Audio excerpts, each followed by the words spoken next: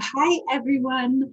I'm Christina. I'm the Director of Donor Relations and Communications with Neighbors Together. And this is Amy, our Director of Organizing and Policy. And I am so excited for another chat with you all. We initially were going to be chatting about what our community action program has been up to over the past year. And I think we will have that conversation happen another time. But Amy and I were chatting, and we just thought it would be really important to chat about how many times can I say chat in one video, guys? Really important to talk about Intro 146 and what exactly that is, what it means to us and our members and ally organizations, because this week has been really wild here at Neighbors Together, and Intro 146 passed yesterday, and I thought it would be very good and informational to talk about that. So Amy, I want to just thank you for your time in popping on and coming on here. But I wanted to ask you, what is Intro 146 and why is it so important? Why have we been talking about this? Why have people been seeing signs at our protests all about Intro 146? Can you just do like a background for people who might not know what that is? Absolutely. So Intro 146 is a bill that has been in New York City Council for over 3 years. It was introduced in 2018, and it is a bill that would raise the payment amount of the CityFHEPS rental assistance voucher. This is a voucher that is administered by New York City itself, and it is basically the primary city voucher that exists to help move people out of homelessness and into permanent housing. The bill itself was created to make CityFHEPS vouchers work. They were fundamentally flawed from the beginning for a variety of reasons, but the most important reason was that the voucher paid hundreds of dollars below fair market rent. And anyone who knows anything about New York City knows that the real estate market here is brutal. And so a voucher that pays below market rate is essentially useless. And that was the experience that our members were having, by the dozens, by the hundreds. We were constantly talking to people who were homeless, who had gotten the CityFHEPS voucher and thought, this is it. This is my chance to get out of the shelter system. And then once they got their CityFHEPS voucher, they realized, this is doing nothing for me. I can't find an apartment with this. So even with a voucher in hand, they were stuck in the shelter for months or even years at a time. Right. So we have been fighting for this bill, Intro 146, to raise the CityFHEPS vouchers to Section 8 levels, which is 100% of fair market rent, or even 110% of fair market rent often. And so we've been fighting for 3 long years. It's one of the central components of our Value in Housing campaign, which was created by voucher holders and people who are looking to get out of homelessness and into permanent housing. So that is what Intro 146 is. It's critically important for our members, and we've been fighting for 3 long years. Yes, yes. I feel like we have been talking about Intro 146 at Neighbors Together for so long. And, obviously our Value in Housing campaign was shaped around it. We've been talking about vouchers at Neighbors Together for so long. And so this bill in particular did pass this week. So can we talk about the victory of that passing and what led to that victory? And then can we talk about some of the disappointments around that bill passing as well? First, let's, start out with the victory of the bill actually passing, which is great. Yeah, I agree. So this bill did, I want to say miraculously, it's not a miracle. It was won through hard work, but the bill passed in City Council yesterday with a veto-proof majority, which means they'll be able to override a mayoral veto, although we're not expecting that. So the really huge victory is that the bill raises CityFHEPS vouchers to Section 8 levels. So, there was recently a report done by Street Easy, the real estate site, that said at the original CityFHEPS voucher levels, there were only, at the time of the study, 564 apartments available at one like at one unique point in time, in the entire 5 boroughs of New York City, which is significantly not enough considering the number of people who have the CityFHEPS vouchers. And now that the vouchers will be raised to Section 8, that will increase the number of units available to people with these vouchers to over 72,000 units. Wow. Yeah. That is absolutely incredible. Yes, this is a huge, huge win for homeless New Yorkers. And the reason that we got here is because of the effort of our members, of directly impacted people, of homeless folks who are willing to come out time and time again, no matter the weather, no matter what other really trying things are going on in their lives, to fight, to push this bill forward and to apply pressure to the appropriate elected officials to make sure that this bill got a vote. I mean, I'll just say that particularly over the course of the pandemic, we have seen that homeless people have been affected drastically. Yeah. It has been a hard time for everyone, but the age-adjusted mortality rate for homeless New Yorkers is 50% higher than the general population of New York City. So when we say this is a matter of life and death, this really is a matter of life and death, and our members knew that. So they came out and fought hard for this. And, you know, I would say really particularly we've been fighting hard the whole time, but especially since the pandemic started, we knew that we needed more than ever, and hopefully the public should know that we needed more than ever permanent housing for everyone, not just people being warehoused in unsafe shelters. And so we really stepped up our game over the last year, and we've, escalated because this bill was languishing in city council. It had a veto-proof majority for a long time, and yet it still wasn't being brought for a vote. And so we had to push really hard to make that happen. And I think yesterday's passage of this bill was a huge success. Yeah, absolutely. I'd love to ask you, I know we talk about this all the time at Neighbors Together, but how easy is it to get a CityFHEPS voucher in the first place? I feel like there's this misconception that it's like, oh, you have a housing voucher. That's easy for people who are not in this world. Or there are a lot of stereotypes around people who have housing vouchers that we're really trying to squash at Neighbors Together and really trying to demystify. What is that process like? I know we've talked to Marlon before around his work around supportive housing, and we've talked to various staff members around their work with voucher holders. But for this particular process, what does that look like for somebody? Is it an easy process? It's not an easy process. I think we should clarify right away that not everyone is given access to a voucher. So that's problem number one, right? There are many people in the shelter system who will not be eligible for a CityFHEPS voucher. To have a CityFHEPS voucher, you have to meet a myriad of criteria, including you have to have previous shelter history, or you have to be at risk of eviction, or some combination of other criteria. So it is not available to every person who is homeless by any means. And you also have to earn is the wrong word, but you are not eligible for a voucher immediately upon entering the shelter system. They make you wait. So you have to wait a number of months before you can even be eligible for a voucher, which seems a little bit counterintuitive if we are trying to decrease the shelter population numbers, but that is how the city chose to create this voucher. So, it is a really difficult process, and there are a lot of eligibility pieces, which also are harmful to people with the vouchers or who want the vouchers. For instance, I know someone who had the voucher was suffering so badly in the shelter that I'm slamming my desk because something dropped in the background. Oh, really? I thought it was shaking. Slamming on the desk for emphasis.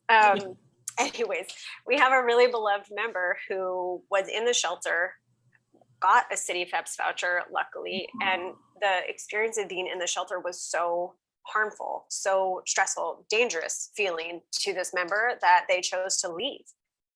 And they're doubled up with a family member now, which is also not a great situation. But what they didn't know is that they're going to lose their voucher when they leave the shelter. So they left to do the safest thing for them. They lost their voucher. and now they no longer are eligible to find housing. So they're neither here nor there, stuck doubled up with family. That is actually like, that's not a sustainable situation. And so, yeah, there are, just to begin with, a lot of complexities around the eligibility process that are really, I think, flawed in design from the inception of the voucher. Right. And we see this all the time in our work at Neighbors Together across the board with various vouchers and a lot of housing that we're seeing in New York City. And the reason I think why this is so important is because this is one barrier that we can, really cross off the list of so many other barriers, at least hopefully. So can we talk about, obviously major victory, this is wonderful and so important, but can we talk about some of the disappointments around the passage of this bill that were somewhat last minute? Yeah, absolutely. So Section 8 levels for the CityFHEPS voucher are huge and vitally important. They are essential for giving people the ability to move out of homelessness. Unfortunately, there was a very last minute change made to the bill. I mean, just for background, people should know that there was a coalition of directly impacted people. So homeless folks who are by far the biggest experts on this issue and who have the most knowledge about what a successful voucher design would be.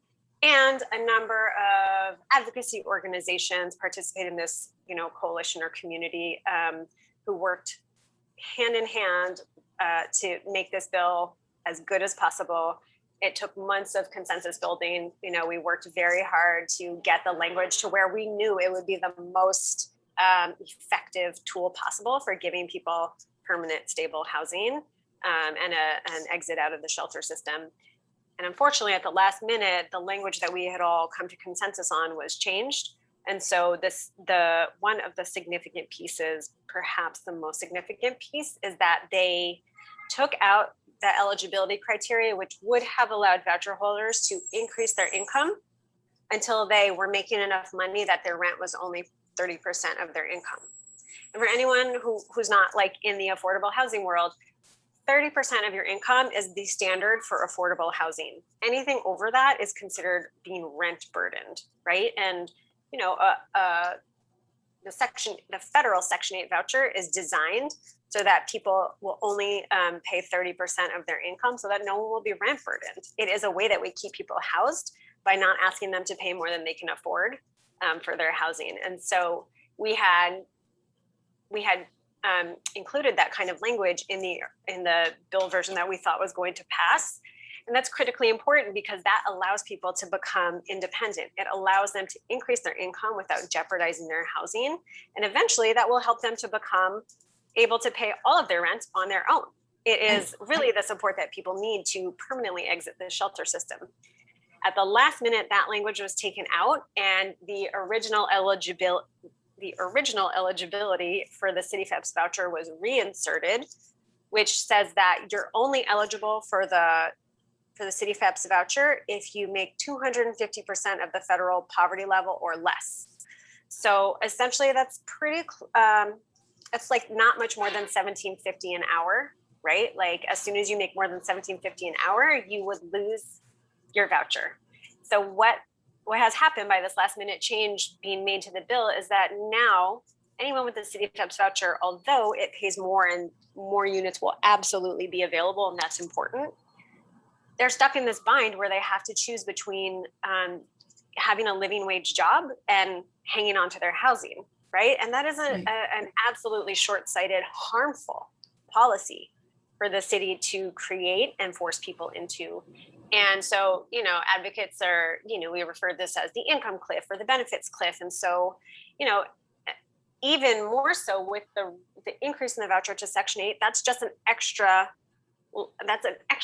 amount of money that people will then be responsible for if they want to increase their income beyond the limit immediately. I mean, I don't know anyone who is able to get like a 60% raise in their salary all in one go. But that's essentially what this is saying would need to happen for someone to be able to afford their own rent when they lose their eligibility for their housing. So it really puts people in an untenable situation, and it creates a much greater chance of this thing called cycling, of people cycling out of homelessness and then back into homelessness, and if they're lucky enough to get a voucher, maybe again, maybe they'll get it and they'll get out for a little while, but then they fall through the cracks again Right. because of these poor system designs, and they have to re-enter homelessness. And it's deeply problematic, and we're deeply, deeply disappointed in the last minute change to the bill. Yes, and thank you for outlining that so beautifully. And I think something we've also touched on at Neighbors Together through our work is addressing that cycling through systemic change. And so there was a hope that this policy, which we really try to address at Neighbors Together to get to concrete change for our members, would be wholly, holistic and sustainable and really kind of break that cycle. So have you heard from our members around their reactions to this, or other advocate organizations? And what are some things that they're saying and actions that we're taking right now to really just amplify this particular change? Yeah, absolutely. So, our members are angry. Mm-hmm. They're disappointed. I think if we could say they're disappointed but not surprised, that is probably the most honest representation. Our members are used to being undercut by the systems that are supposed to be helping them. And so, they feel like this is a really bad policy choice, and they're mad, yeah, it's deeply disappointing, and it feels like a betrayal, because we all, up until the very last minute, thought that the version we had negotiated was going to be passed, and then suddenly we found out this change happened behind closed doors without anyone's knowledge. So it's really unfortunate. One of the things that we're doing is we went out yesterday in front of City Hall as the bill was being passed, and we had a speak out, where we let members share freely their feelings about this change. And our members know that this is a victory. Getting the voucher raised is huge, and it will help thousands and thousands of people, and we love that, and we own that victory. Yeah. And members also needed to share that the language that got changed is deeply problematic, and they want to see it fixed. So, in some ways our work is never done in the community action program. There are always systems that are going to need improvement. I would love to see the day where we don't need our organizing work anymore, but until then, you win one campaign and then you start the next. And so, now we're looking at what are options to make sure that the language changes in this bill are addressed immediately. So, we're coming back together with the coalition. We are meeting with our members to discuss our response, making game plans for moving forward. We know that this benefits cliff, this income cliff, if you will, is highly problematic. So we'll be continuing to work on that into the future.